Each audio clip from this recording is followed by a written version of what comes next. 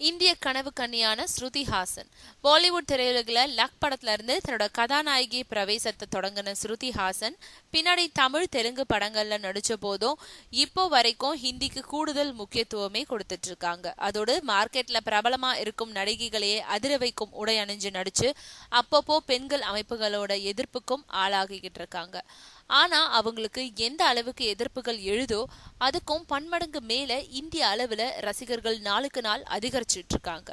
குறிப்பா ஸ்ருதி ஹாசன் நடிச்சு வெளியாகும் ஒவ்வொரு படங்களோட புகைப்படங்களும் கூகுள் தேடல்ல முதலிடம் பிடிச்சிட்டு தான்.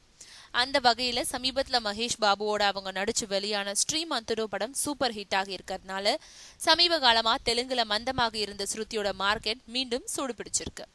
இதுக்கெல்லாம் மேலா அந்த படத்துல அவங்க நடிச்ச கவர்ச்சி படங்கள் வெளியிட்டதுல இருந்து கூகுள் தேடல்ல ஸ்ருதியோட புகைப்படங்கள் தான் அதிகமா பார்க்கப்பட்டிருக்கா.